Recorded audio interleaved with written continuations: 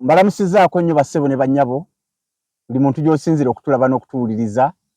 Mukama yeebazibwe mukuliko eyo mu kaseera ako ak'okulonda. Ku Friday temwatulaba, naffe twali mu bya bululu, tuli bannayuganda. N'olwekyo tubakulisaayo nnyo mwenna. Ntuuse ne mukwano gwammwe Umaru, tuzze twogere ku mboozi ennyuvu era nzikiriza ddala bulungi nti emboozi eno egenda kukola bulungi. Tulina ebitabo wano ebyokusoma byonna ndowooza mbiraba. Omanyi Umaru lwaki twanjula ebitabo bino? Mikwano gyo baganda b'abasiraamu be walekayo mizikiti bamanyi okuwakana nga baga nti awo tabangako musiraamu. Waliwo gwe naye ngaga nti byasoma asoma bubi. Ne muga lwaki tojja ne tukuwa omukisa? Kati ekitabo kino bakiyita okujjanjaba amajini n'eddogo mu busiraamu. Kati gwoyinza okuba oli eyo n'owakana si kyekyo kubanga gw'osoma kya Luganda ekivuunule.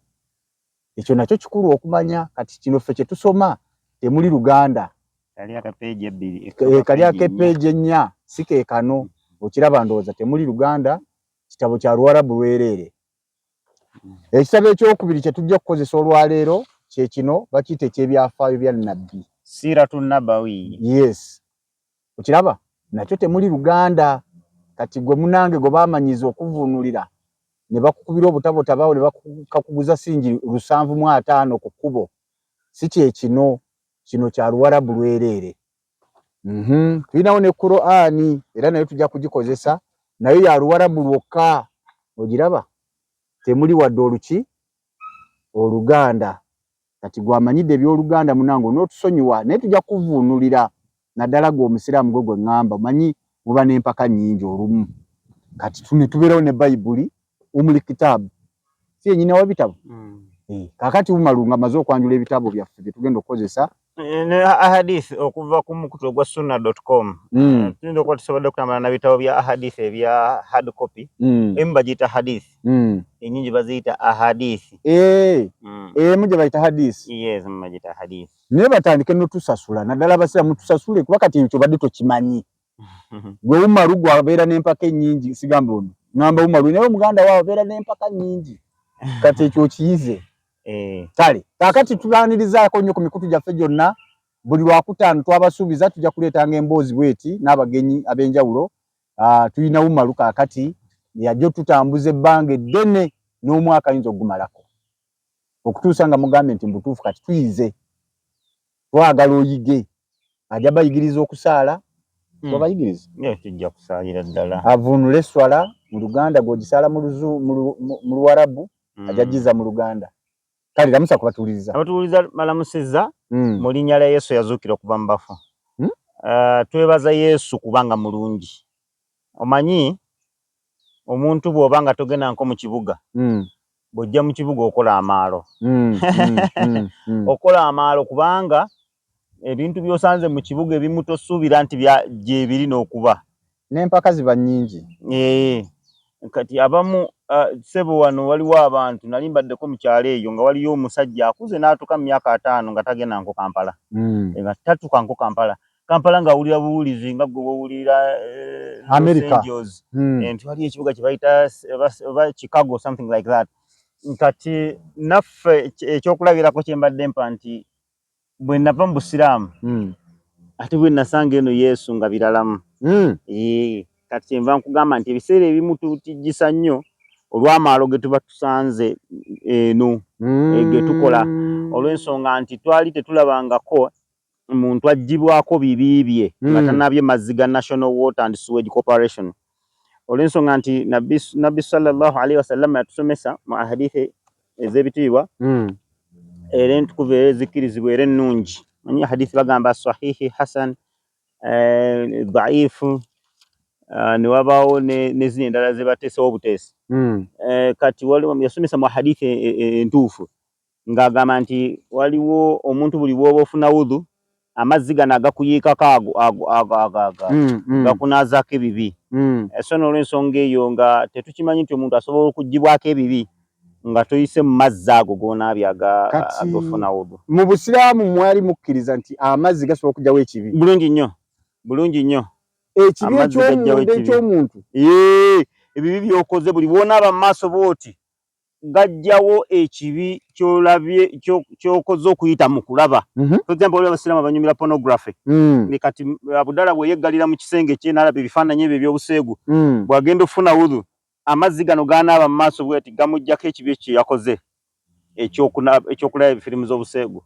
Then okunaaba mu mikono waliwo amazzi agakuggyako ebibi, amazzi gakuggyako ebibi ebyo, buli gakulukuta bwe gati ne gakkirira ku mukono gajja ebibi omuntu byakoze ng'oyita mu mikono gyo. Abo n'ab'ebigere era gakuggyako ebibi bye wakoze ng'oyita mu bigere ebyo. Bw'onaaba mu kamwa bye wayogedde. Gakuba gag'omu nnyindo gaflashinga mu sitaani byaba yakozeemu nti Nabi Sallama yagamba sitaani asula mu nnyindo zammwe, so kirungi nnyo kiro ku makya bw'oba otaaza okola ki?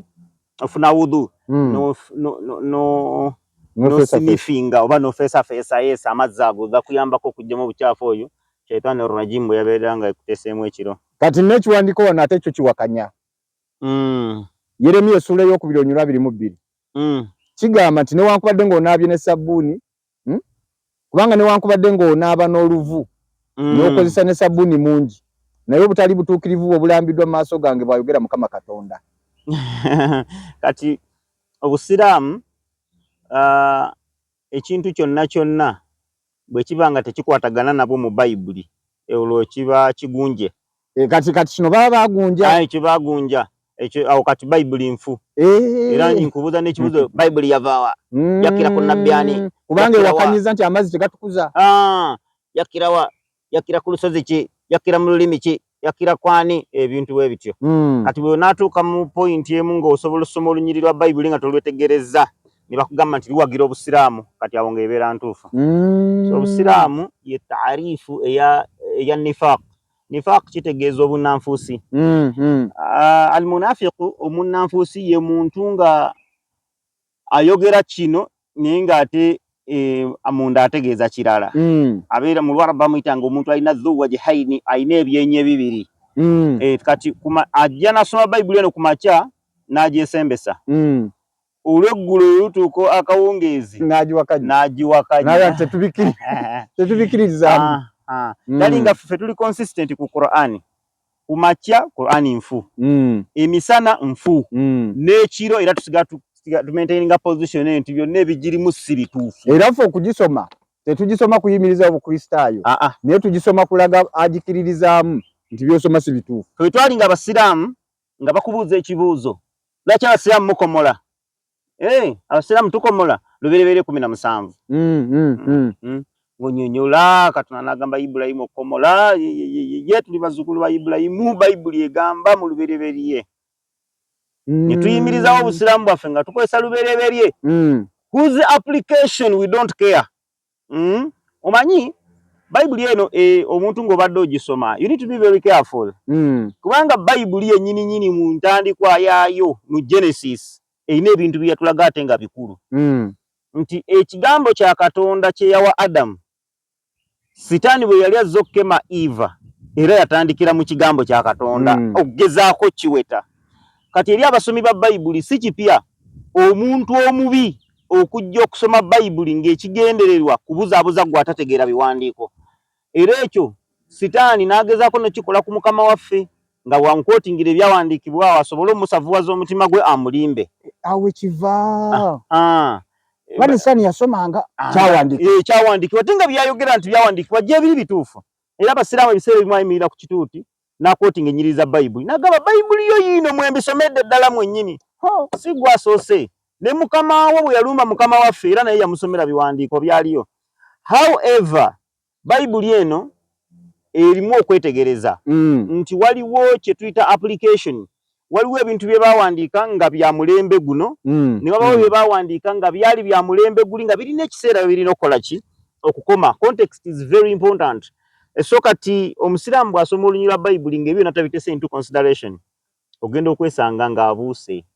Ate ku Bayibuli yagambye enfu ku makya, olweggulo n'agamba ntuufu. Kubanga asomyemu olunyiriri lwatawadde budde kwetegereza.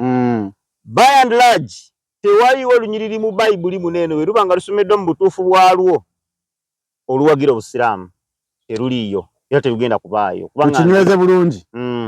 Tewali lunyiriri mu Bayibuli muno bwe ruba lusomeddwa mu nsoma entuufu olunyweza obusiraamu. Exactly. Bwe tuba tusoma Bible, there is what we call a context. Oba ndowooza gwe mulamwa.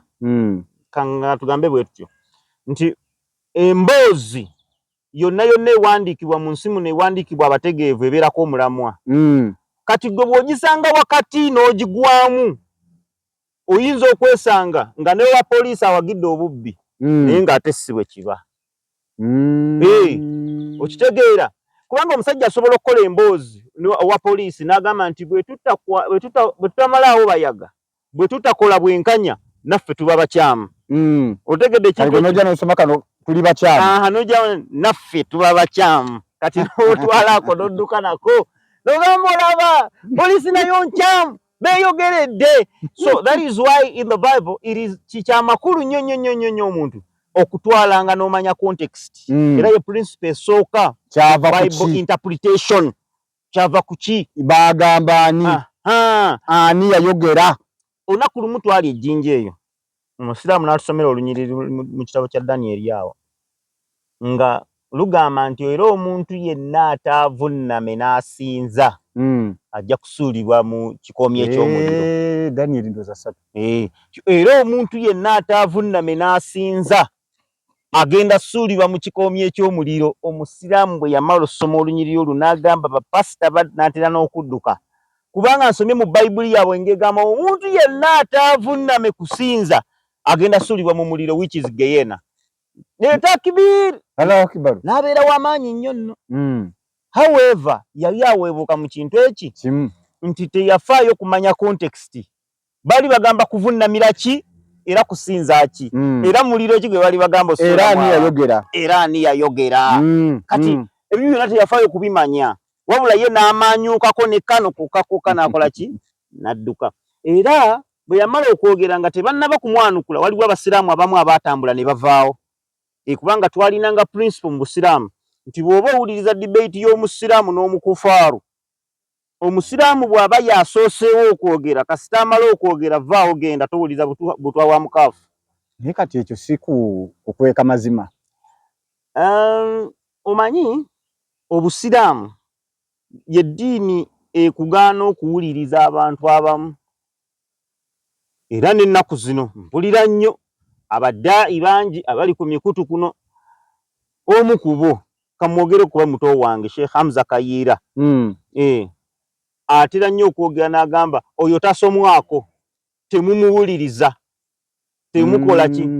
Kati obwo buba bunafu obw'omusomesa wate yeekakasa nti kyakusomeseza kituufu. Kati atya nti oyinza okusoma ebirala n'ogenda.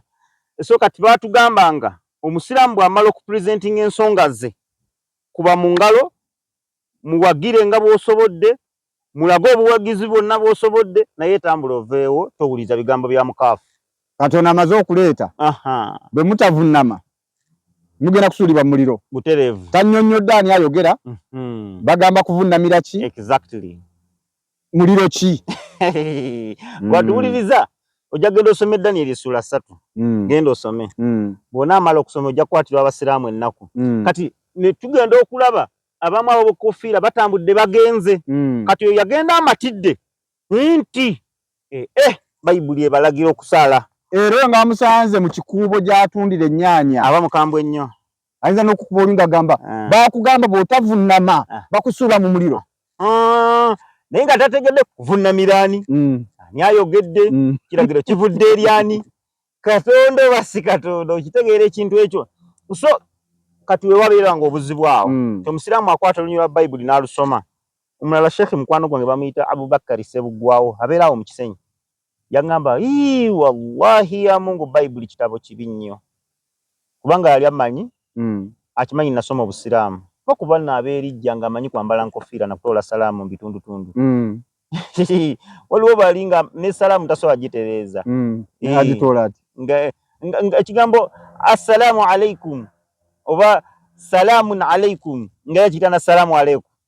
Abo bangi. Bwe kibanga bw'ogamba abo nga bw'ogamba Abdulaziz naawe bw'otyo. Abo bangi. Abo tayipu ezo gye ziri. Ng'omugamba ekintu n'aleekaana naye oli Sheikh Ssebuggwawo yali amanyi. Bamubayita Abubakari Ssebuggwawo. yali amanyi mukwano gwange twasoma amanyi kati nangamba naye Sheikh wallahi nze sagala nnyo kuyita seeka naye nangamba wallahi Sheikh wagenda mu bantu abo naye babi Bayibuli eregira omuntu okulya amazi mugamba kyankanga nnyo naye nange nali neekangira bwerere kuba naffe twena twali tutegeera bwe tutyedda nga nakasinalokoka ne mugamba seeko kakasa nti kituufu Bayibuli nabadde wali ku clock tower walinganga olukuŋŋaana eddaawo lw'abasiraamu seeka n'asomesa n'asoma olunyiriri mu Bayibuli yammwe ne bagamba mulye amazi neŋŋamba bannange ne mugamba luddawa ne tubikkula nali mmanyiiwo olunyiriri lwali kirungi ne tubikkula tugenda okusoma seeka n'agamba wamma ne bali baseeka abaadde babisomesa bayaaye bayaaye lwaki nti he did not consider the context kubanga waliwo kabaka mu Bwasuli eyali awalana Isirayiri kati n'atuma ababaka bagende e Isirayiri bavume n'okuvoola obwakabaka bwa Isirayiri era n'abawa n'ebigambo bye balina okuvuma n'abivuma ne batuukeyo ne bavuma Bayibuli ne birikodinga nti abasirusiru bwe bajja mu Isirayiri ne bavuma abantu nga bava Bwasuli Siriya nsi yabaki nsi y'abasiraamu ekitegeeza nti abasiraamu be boogera ebigambo ebifaanagana kati seeka agenda okusoma nga ye omusajja omuyivu n'ategeera ebigambo bino n'agamba bayaaye kati awo osaasirira omusiraamu ye atafaayo kumanya asigala ali hyper ali excited siraamu bw'amaanyi naye nga bw'osaasira n'omusiraamu kansaasire n'omukristaayo atasoma Bayibuli kituufu nga gogenda ne Bayibuli mu kyakyo omusoma n'agamba bikula mubisoma olunyiriri olwo lugamba lutya mujje gye ndi mwenna abakooye n'abazitowereddwa nange n'abawumuza n'alyoka akugamba ogenda kuwumula mu mabanja ogenda kuwumula mu bizibu nga bw'oluddayo eka Bayibuli ogijjayo lwa Sande n'ogikubakubako enfuufu toli mutuufu naawe omuntu yenna bw'aba nga tasoma byawandiikibwa aba vulnerable kuba mu Uganda abeera mu katyabaga nti abasiraamu emisota bwe gita creepinga kujja kutema waliwo ajja okutekinga advantage of you akulimbelimbe so it is important ng'omwana wa Katonda soma ebyawandiikibwa soma ebyawandiikibwa obusiraamu bwayimirirawo lw'abantu abataagala kusoma byawandiikibwa nti obusiraamu buno bulina claims nnyingi ze tugenda okusoma ze tugenda okwetegereza naye nga za bulimba kati nga tonagenda nawulirako mbu omusiraamu yenna singa aba asobola okufuna ekitabo kino Kurani naaba ng'akiyisaamu engalo bw'ati nga bw'abikkula n'ayisaamu engalo mbu ye nkanankana oyo agisomye obusomi kati ekyo kijja ku muntu atamanyi kusoma